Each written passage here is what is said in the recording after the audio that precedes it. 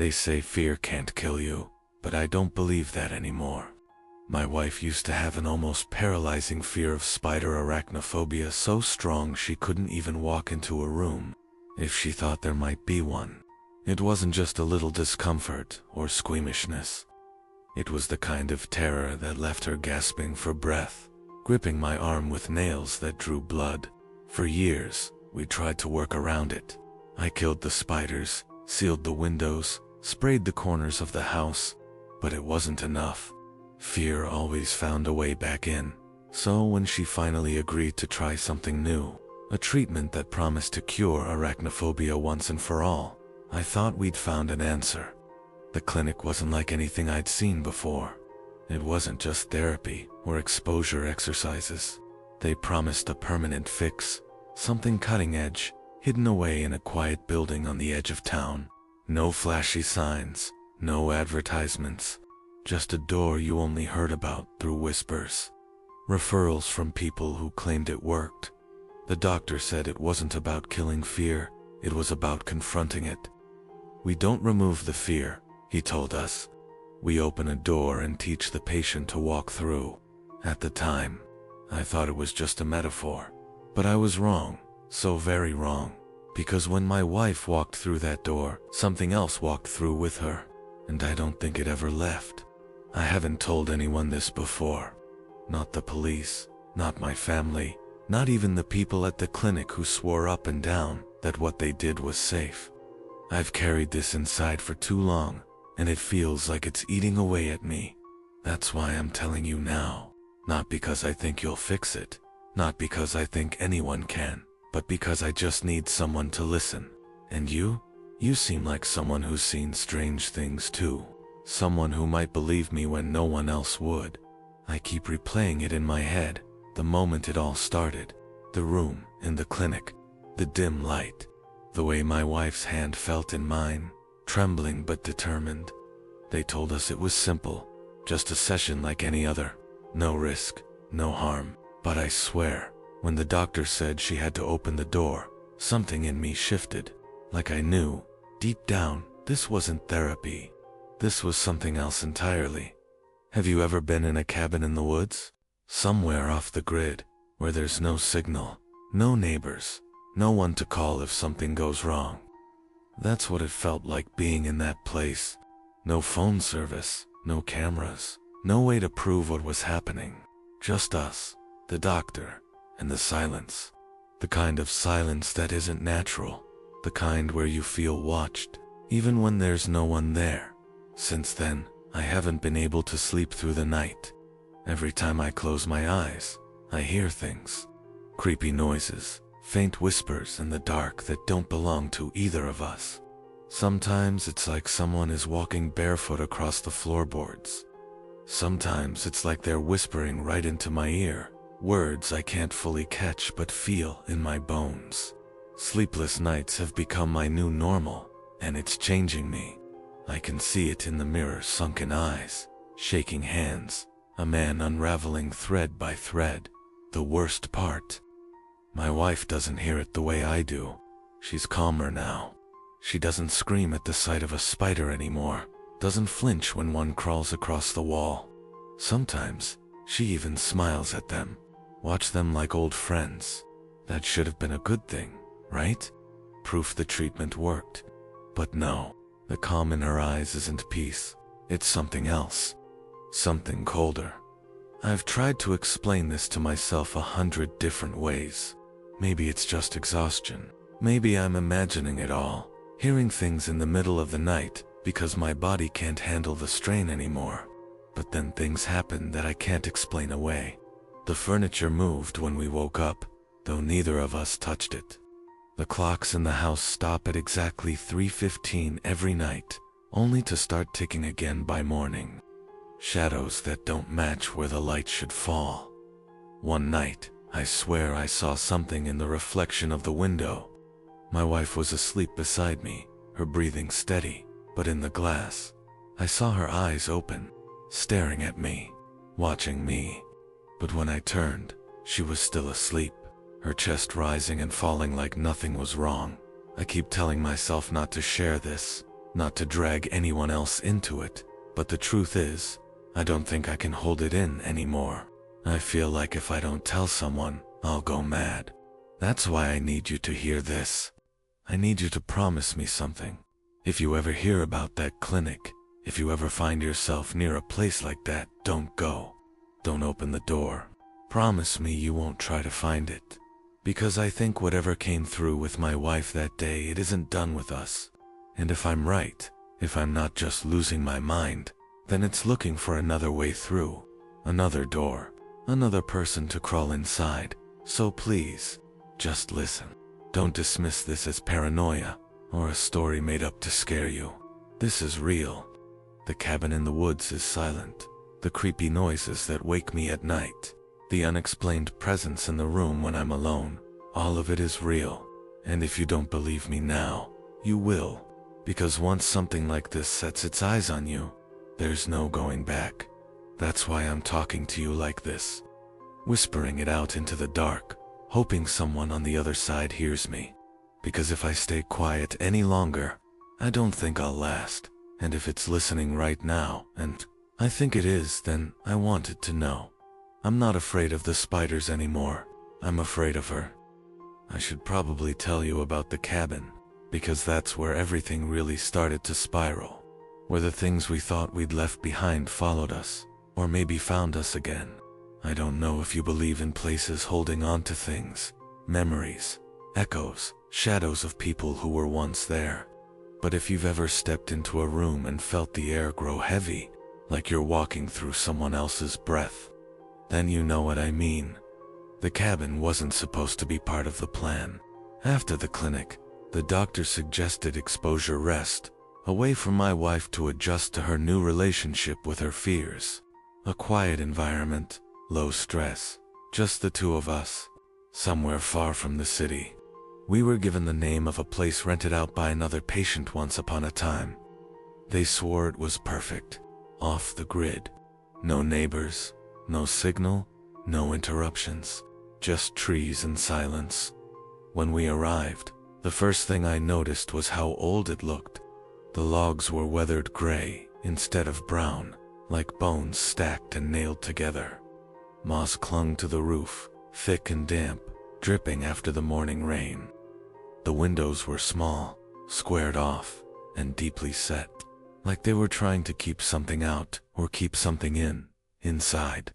It was cleaner than I expected, but it didn't feel right. The furniture was sturdy, but mismatched, like it had been collected piece by piece over decades, from families who had no reason to keep them. The walls smelled faintly of mildew and smoke, and in some places, you could see the wood darkened where fire had once licked too close. Every door creaked when you opened it, and the floorboards moaned with every step, as if the cabin itself disapproved of us being there. Locals who we spoke to before losing reception warned us that the place had a reputation, not a haunted house kind of story, nothing that dramatic, just strange. People who stayed there said they never quite slept right, that the forest around it had a way of watching you, of swallowing sound so completely you couldn't tell if you were hearing silence or if something was listening back. One woman at the general store leaned across the counter when I mentioned the cabin and whispered, "You'll hear things. Don't answer them." She said it like she'd rehearsed it, like she had told a dozen people the same warning before. I laughed it off at the time and told myself she was just superstitious. But that first night, when we lay in the loft bedroom with the lantern turned low, I realized how quiet the place was. Not peaceful, quiet, unnatural, quiet. No crickets, no owls, no wind moving through the trees. Just a stillness so complete, it made my own breathing sound too loud. My wife slept soundly beside me, for once, but I lay awake, staring at the wooden beams overhead, waiting for something to break the silence. And something did. It was faint at first, a tick-tick-tick, like a clock winding down. But when I looked over at the clock on the nightstand, I saw the hands frozen at 3:15. I tapped the glass, shook it gently, but it didn't move. The second hand was stuck, twitching in place, as if trying to move but unable to. I thought maybe it was broken, until I noticed my phone screen beside it. The digital clock had stopped too. Same time, 3:15. When I blinked, the numbers jumped ahead all at once, like the phone had skipped forward in time, catching up in a rush. The clock started ticking again. My wife stirred but didn't wake, and I lay back down, trying to convince myself I'd imagined it. But the next morning, when I checked the other clocks in the cabin, the old grandfather clock in the corner of the living room, the stove clock in the kitchen, they were all set to the same exact time, 3:15. Over the next few days, I began to notice more things. Birds would gather near the cabin in the early mornings, but the moment I stepped outside, they'd fall silent all at once. Not scatter, not fly away, just stop, as if someone had pressed a mute button on the world. In the forest, I swear it shifted. The trail we walked the first day didn't look the same when we tried it again.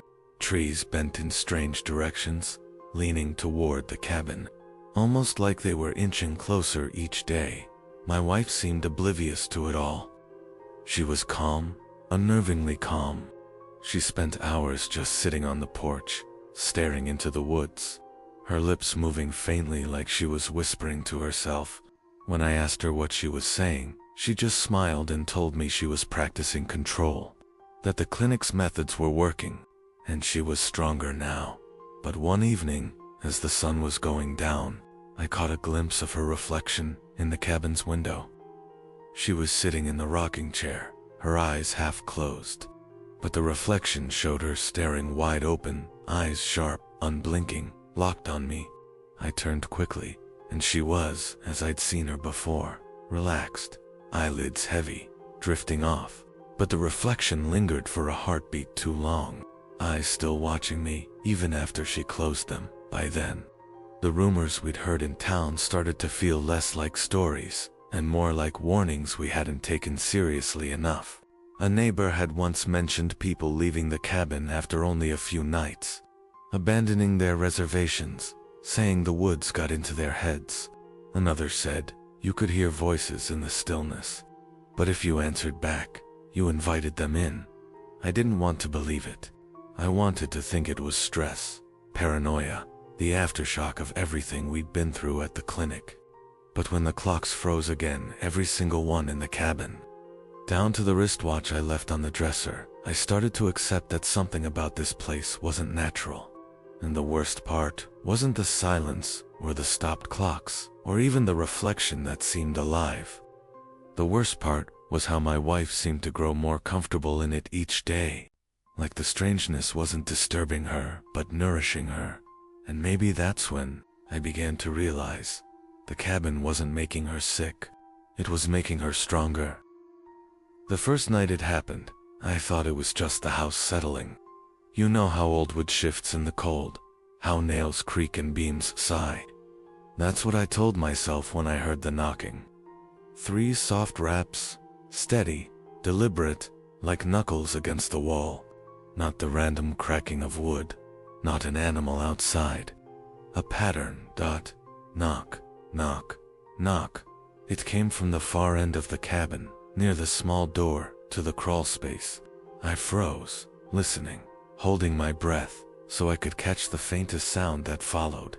But the silence after was heavier than the noise itself. My wife didn't stir. She slept deeply, too deeply, her body slack and her breathing calm, as if she hadn't heard anything at all. The next night, the knocking came again. Same time, same rhythm, knock, knock, knock. This time, it was closer against the bedroom wall, just behind our bed. I sat up, heart hammering, and put my hand against the wood. It was cold, unnaturally so, like ice had seeped through the boards. And then, faintly, I felt it. Another knock, from the other side. Right against where my palm rested. I jerked my hand away, whispering my wife's name, but she didn't move. She slept like she was under a spell, lips curved in the faintest smile, eyes twitching behind her. Lids as though she were dreaming of something I wasn't allowed to see. By the third night, it wasn't just knocking, dot. I woke to the sound of a door creaking open, slowly, painfully. The kind of sound you know isn't just the wind because it drags out too long, like someone savoring it. I shot upright in bed, scanning the room. The bedroom door we'd locked before sleeping was wide open, the brass knob glinting in the sliver of moonlight. Beyond it, the hallway stretched into darkness. I whispered her name again, desperate this time, shaking her shoulder. She didn't wake, but her lips moved, whispering something too soft for me to make out. I leaned close, ear almost against her mouth. That's when I realized she was repeating words over and over, a phrase, whispering it like a prayer. They're here, they're here, they're here. I pulled back so fast I nearly fell from the bed. My skin crawled with a cold sweat, but she didn't stir. She just kept repeating it, voice low, like a child reassuring themselves in a nightmare. Except it wasn't reassuring. It was an acknowledgement, a welcome. I shut the door again that night, locked it, wedged a chair against the knob. But in the morning, the chair was across the room. The lock was undone, and my wife was sitting upright in the rocking chair by the window, eyes closed, face tilted toward the forest, as though she had been watching something through her eyelids. Each night, it escalated. Whispers began slipping into my sleep. Not dreams, exactly, because I would wake and still hear them. Faint, hissing voices. Sometimes one, sometimes many. They didn't sound like words at first, just breath pressed into sound, but slowly I began to make them out. My name, over and over, and commands I couldn't mistake. Open the door, let us in, closer. The worst was when I realized the whispers weren't confined to the night. One afternoon, I dozed off in the living room, exhaustion finally claiming me. I woke to the sound of my wife humming softly at the kitchen table. She was running her fingers over the wood grain, tracing invisible shapes. Her lips parted, and she whispered a line so faint, I almost thought I dreamed it. You left the door unlocked. But I hadn't. I checked it twice before falling asleep. When I stood and turned, the back door was wide open, swinging slightly, letting in the damp smell of the forest. Furniture began moving next. It started subtly. The rocking chair angled differently. When I returned from the bathroom, the lamp tilted, as though nudged. But then it grew bolder. I'd wake in the night to the scraping of wood against wood, a slow drag across the floor. And when I lit the lantern, chairs would be stacked on top of one another in the center of the room. Once, the table itself had been shifted entirely against the far wall, heavy grooves left in the floorboards from where it had been dragged. My wife didn't seem surprised. If anything, she seemed relieved, as though each movement proved something to her. One night, I begged her, shook her shoulders, asked her if she was hearing what I heard, if she was seeing the same things. She opened her eyes then, just a sliver, and for the first time in days, she looked at me, really looked at me. They're teaching me, she whispered. You just don't listen. Her words hollowed me out. Teaching her what? For what purpose? But she closed her eyes again, drifting back into that deep, unnatural sleep, leaving me alone with the weight of her words. The knocking became constant, not just once a night, but every hour. Sometimes from the walls, sometimes from beneath the floorboards, sometimes from inside the walls themselves, like something moving through the hollow spaces of the cabin, crawling, scratching, dragging. Knock, knock, knock, always in threes, always patient. I stopped sleeping. Every time I felt myself drifting, something jolted me awake. The sound of footsteps above us in the loft, when I knew no one was there. The sudden slam of a door I'd left closed. The whisper of my own name from the corner of the room. The worst part was the reflection. I couldn't look at the windows anymore. Every time I did, I caught glimpses of things that weren't there.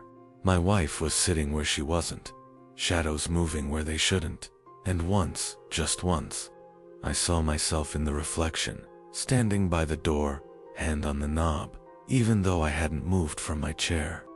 That night, The whispers in my dream weren't just urging me to open the door, they were chanting, rhythmic, low, almost like a song. And when I woke, heart pounding, I realized the sound hadn't ended. It was coming from my wife. She was sitting in the rocking chair, eyes wide open this time, lips moving in perfect sync with the voices I'd heard in my dream. I don't think I breathed for a full minute. The lantern light flickered across her face, and for the first time I noticed how pale she'd grown, how her veins seemed darker beneath her skin, almost spiderwebbing out from her temples. And when she turned her head toward me, she smiled, not groggy, not absent like before, fully aware. "They're almost through," she whispered.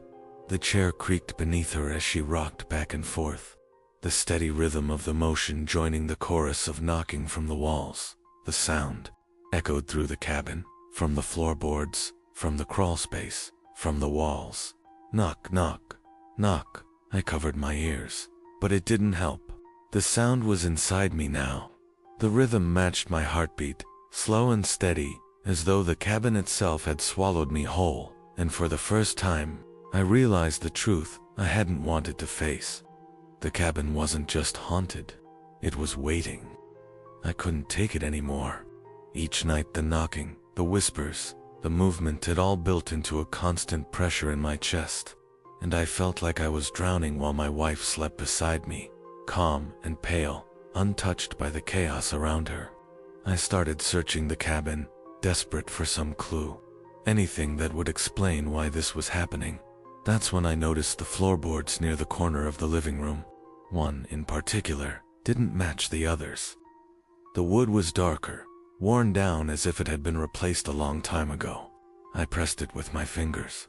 It didn't budge at first, but after pressing harder, listening to the muted creaks beneath, I felt it give slightly. With trembling hands, I pried it up. Beneath was a small hollow, just wide enough for a hand to slip inside, and inside was a journal, bound in leather, yellowed with age, the pages brittle and faintly stained. I pulled it out, brushing the dust away. The handwriting was spidery, cramped, almost frantic. The first pages were mundane notes about the property, the surrounding forest, observations about the previous owners. But soon, the tone shifted. There were warnings, dire ones. Do not let them in. Do not teach them. The spiders are not what you think. They are the keepers of the gate. If you open the door, you let the forest walk inside. I froze. Spiders, keepers of the gate. My mind flashed back to my wife's treatment, the virtual reality simulations, the exposure therapy, the slow immersion. What if the process had done more than help her face her fear? What if it had awakened something? The journal spoke of rituals too, not the religious kind, but the kind tied to the land. Something ancient, older than the cabin itself. Something that fed on fear, but required patience. The author had chronicled previous attempts, noting the same signs I was witnessing now. Knocking, moving furniture, whispers that matched dreams, reflections that weren't reflections. They had tried to resist. They had failed. I turned the page, hands shaking.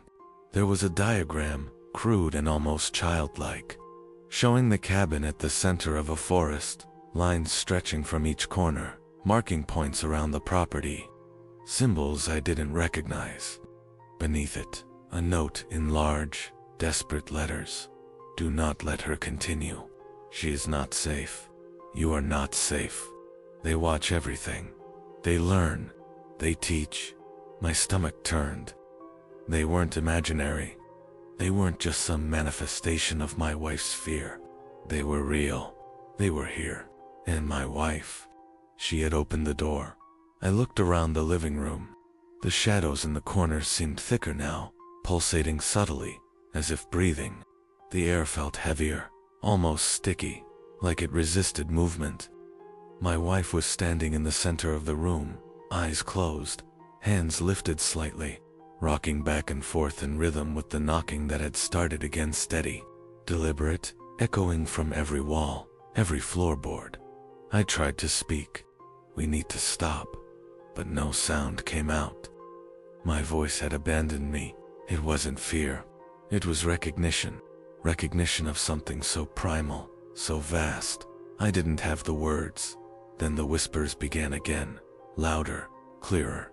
They weren't coming from the walls or the floorboards. They were coming from inside me, inside my skull. "Closer, closer. Let us in." My wife's eyes opened, and for the first time I could see it clearly. They weren't hers, not entirely. They were black, like the hollowed eyes of a creature that had crawled through eons of darkness. And yet she smiled at me. The same soft, calm smile I'd loved, but twisted, alien, possessed by something not of this world. I stumbled back, clutching the journal. I had to know more. I flipped pages frantically. There were entries about the first opening, a family that had lived in the cabin generations ago, and a warning carved into the walls of the old cellar. "The gate opens when fear is taught. The forest remembers. The spiders see all. Do not awaken them." I hadn't noticed the cellar before. It was a small trapdoor under a rug near the kitchen, always covered, unremarkable. But now, standing there with the journal in my hands, I could see faint scratches around the edges, like something had tried to climb out, tore in. I knew I had to look. I had to see what had been sealed for decades. I pulled the trapdoor open, the hinges groaning like tortured souls, and the stairs descended into pit. The smell hit me first. Damp earth, decayed wood, and something metallic, like iron blood. I switched on my flashlight, the beam shaking, and then I saw it. Webs. Hundreds of them, thick and glistening, stretching from floor to ceiling. And inside, shapes. Not spiders, exactly, but long, thin shadows, moving in ways that no creature should. They reacted to my light, bending, swaying, whispering. The air hummed with a vibration that seemed to resonate through my bones. My wife stepped closer to the trapdoor, and I saw it again, her eyes reflecting the darkness below, pupils dilated impossibly, black as obsidian. And she spoke, her voice both hers and not hers. "They've been waiting. I've let them in. We can't go back." I stumbled backward, heart hammering, chest tight. The journal slipped from my hands, pages fluttering like wounded birds. And I realized something I couldn't deny. The cabin wasn't just haunted. It wasn't even possessed. It was a gateway, and my wife's treatment, my intervention, had opened it. The knocking, the whispers, the shifting furniture, it had all been preparation, an awakening. And now, whatever had been sleeping in the darkness beneath the floorboards, whatever had been coiled in the corners of the house, was aware. I didn't know if there was a way to stop it. I didn't know if the journal's warnings could be followed in time. And I certainly didn't know if my wife was still herself, or if she had been replaced by something patient, ancient, and endlessly hungry. All I knew was that we had crossed a line, a boundary that was never meant to be crossed. And standing there, flashlight trembling in my hands, I realized the terrifying truth. Some doors, once opened, can never be closed. I stumbled backward from the trapdoor, the journal still fluttering to the floor, pages scattering like frightened birds. My heart hammered in my chest, every beat echoing the steady knocking that had never stopped, now louder, urgent, as if the cabin itself were alive and demanding attention. My wife's shadow followed me, swaying in ways that weren't natural, the blackness of her eyes absorbing every flicker of light. I wanted to run, to leave the house, to escape this nightmare, but my legs refused. I forced myself forward, each step toward the front door, a battle against the invisible weight pressing down from the walls, the ceilings, the floorboards. The air was thick, almost liquid, as if it resisted my motion, slowing me, pulling me back. When I reached the door and turned the knob, it wouldn't budge. Not at first. And then, with a slight groan, it opened, but I wasn't greeted by the familiar world outside. The forest had shifted. Trees twisted at impossible angles, shadows bending unnaturally, branches reaching like hands to block my path. The path I had walked a dozen times on hikes and weekend trips was gone, replaced by something alien, something patient. I tried calling out my wife's name, but the words dissolved into the dense, oppressive air. Behind me, the knocking continued, but it was joined by new sounds, whispers, low and sibilant, crawling into my ears, repeating every fear I'd ever felt. The floorboards creaked beneath me as if unseen feet were pacing, waiting, learning. Every instinct screamed at me to run, to escape, but the forest didn't allow it. Time warped. Minutes stretched into hours, hours into seconds. The sun that had been setting when I left my cabin now hovered in a static orange glow, refusing to change, refusing to give me light. I looked back, and my wife was no longer standing behind me. She had descended the trapdoor into the cellar, or maybe she had always been there, waiting, patient. A low hum emanated from below, vibrating through my bones.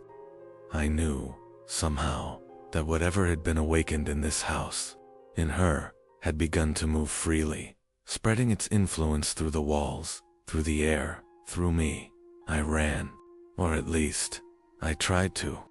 Branches clawed at my jacket, roots tugged at my feet, and the forest seemed to pulse with awareness, shifting, reshaping, closing every avenue of escape. The whispers followed, now forming words I could understand, mocking, coaxing, promising release only if I accepted what was happening. "I am already inside you," they said. "There is no door. There is no way out." Panic made me stumble, and I fell into a shallow ditch filled with fallen leaves and the scent of decay. The journal lay open nearby, pages fluttering like wings, the symbols and words almost moving, forming new patterns I couldn't comprehend. I tried to grab it, hoping for guidance, but invisible hands seemed to push me back, telling me that it was too late, that the warnings were now mine to bear. When I lifted my eyes, I saw her, or it, emerging from the shadows ahead, my wife, smiling, calm, her eyes black as the deepest pit. She didn't walk, she glided, as if the earth itself was bending to her will, and behind her, shapes long, thin, spider-like, but impossibly intelligent moved in the periphery of my vision, dancing just outside the boundaries of reality. I screamed, but the sound twisted into the forest, absorbed, distorted, and returned as laughter. I tried to reach her, to pull her back, but I could feel the pull now, not from her, but from the house, from the cellar, from the forest itself. It was a force patient, methodical, waiting for me to accept it. Hours, or was it seconds? Later, I collapsed against the twisted trunk of a tree, gasping for breath. The whispers had grown softer, more intimate. They knew my name now. They knew every secret I had tried to bury. They knew every corner of my fear. And yet, there was a strange calmness in it, a hypnotic draw, almost like a lullaby. I realized I couldn't leave. Not really. The door, the path, the sun, they were illusions. Traps designed to make me believe escape was possible. I was inside the gate now, entwined with the presence, with her, with the cabin, and the forest. And part of me wanted to give in, to let it claim me fully, to understand what had been awakened. I looked at the stars above, or what I thought were stars. They flickered unnaturally, forming patterns I couldn't recognize, lines, symbols, eyes, watching, learning. I whispered a warning to myself. If I could survive this night, I would never return. I would never speak of this. I would never open that door again. But even as I spoke it, I could feel the pull, subtle, relentless, like a tide I could not resist. Time bent around me. Shapes shimmered at the edge of my vision. The knocking from the cabin, the whispers in the forest, the glint of black eyes, the fluttering pages of the journal, all converged into a single, oppressive awareness. And I understood, fully, that the door we had opened cannot be closed. Not entirely. Not for me. Not for her. Not for anyone who steps too close. And yet, despite it all, there was a sliver of control left, or at least, I told myself there was. I moved. I breathed. I whispered to the shadows, hoping that as long as I kept moving, as long as I acknowledged my fear without surrendering fully, I might survive. But the world around me had changed forever, and I knew, with a sinking certainty, that nothing would ever be the same. The door had been opened. The forest, the cabin, the presence, my wife, they were waiting, and I, helpless, defeated, terrified, was now part of the waiting. I don't know how long I'll be out here. Days, hours, years. The sun never rises, the forest never ends, the whispers never stop, and yet, I am alive, barely, watching, listening, hoping. Some doors once opened lead to freedom. Others lead only deeper. I fear we have chosen the latter. I haven't been able to sleep since that night. Not truly. Not the kind of sleep where you forget the day and let your body recover. Even when my eyes close, it's not rest, it's the cabin, the cellar, the whispers and the shadows, and her eyes, black and endless, staring back at me from somewhere just beyond comprehension. I wake in the middle of the night, gasping, my hands slick with sweat, convinced I can hear movement in my apartment. Furniture shifting as if something unseen is testing the boundaries of my home. I try to convince myself it's just memory, trauma manifesting in hallucinations, but it's more than that. It's precise, intelligent.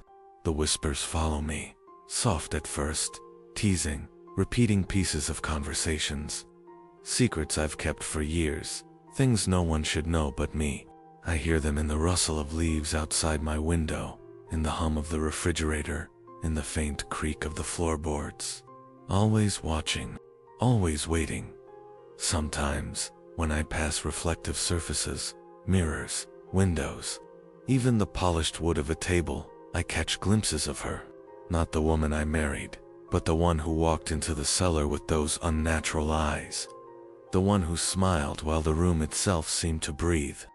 For a brief instant, I see her shadow stretch across the reflection, a shape that doesn't belong, and my chest tightens with the knowledge that the door is not closed. Not for her, not for me, not for anyone. I've tried to talk to people about it. I've tried to explain the noises, the dreams, the movement, but how do you describe something that doesn't exist in their reality? People tell you it's stress, imagination, anxiety. Even when I describe the journal, the warning carved in the cellar, the impossible angles of the forest outside the cabin, they look at me as if I'm mad. And maybe I am, or maybe I've only become what I was warned against, a person who knows too much, who has seen the edge and cannot unsee it. I still hear the scratching sometimes, low and deliberate, as if tiny claws are testing the walls. I wake to find furniture slightly shifted, just enough to make me doubt my own memory, to remind me that the presence never truly leaves. And at night, the whispers are clear, speaking words I don't want to hear, repeating every fear I've ever tried to hide. I haven't told anyone the truth about what my wife experienced, or what I did. The treatment wasn't just therapy, it was an invitation, a door I should have never opened. And now, every time I see her smile, warm and familiar, I wonder which part of her is still mine, and which is something older, waiting, patient, and hungry. I've moved since then, far from the cabin, far from the forest, but it doesn't matter. The door travels with you. You can't outrun it. I catch myself checking shadows, scanning corners, turning over my shoulder even in broad daylight. My reflection in the car window sometimes shows her standing just behind me, black-eyed, silent, smiling in a way that chills me to the bone. I know what I saw, and I know what I opened, and I know, deep down, that if anyone else ever finds that place, they will make the same mistake. They will think they are safe, think they can walk in and walk out, think the fear is only in their mind, but it's not. It's in the wood, in the walls, in the air, in the eyes of anyone who looks too long, who listens too carefully, who opens a door that should remain closed. If you ever find that cabin, if you ever stumble across the cellar, if you even hear whispers that feel wrong, burn it. Don't stay. Don't touch the journal. Don't read the warnings. And above all, don't try to reason with what waits there. It is patient, but it is not kind. It knows everything about you before you even enter. I walk through my days in a kind of muted panic, calm on the surface, but trembling beneath, listening for the subtle shift that tells me it is near, and I know it will find me again. I know that doors, once opened, never truly close. I know the shadows in my apartment, the reflection in my window, the quiet creak of a floorboard at 2 a.m. I know they are reminders. I know they are her, or what she has become, or what waits for me if I ever stop paying attention. Sometimes I think back to the beginning, to the therapy, to the first time she faced a spider on that VR simulation. How naive we were. How simple we thought fear could be conquered with technology, with exposure, with a clinical approach.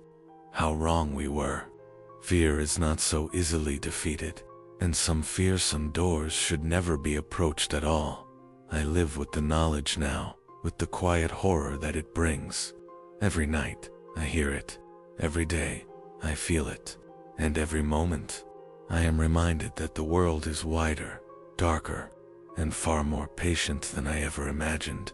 If you are listening closely, and you feel a tingle at the back of your neck, if you hear a whisper that isn't there, stop. Turn away. Don't look too long. Don't listen too carefully. Some things are best left alone. Because once you see them, once you acknowledge them, once the door is open, you may never find your way back. Have you ever felt a presence in the room when you were supposed to be alone? Felt eyes on the back of your neck when no one was there? That's the kind of thing I'm talking about. I can't explain it fully, not in words that will make sense to anyone who hasn't been caught in that moment between fear and reality. But if you've ever had that chill, that feeling that something watches you, you know exactly what I mean. I want you to pay attention when you're alone tonight.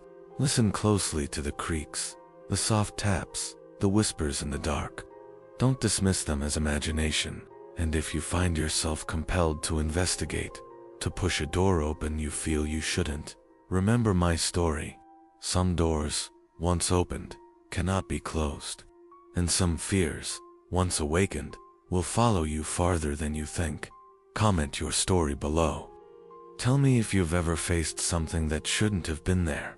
I read every single comment, every single experience, because there's a reason these things reach us, a reason we hear them and see them, and perhaps sharing helps you survive.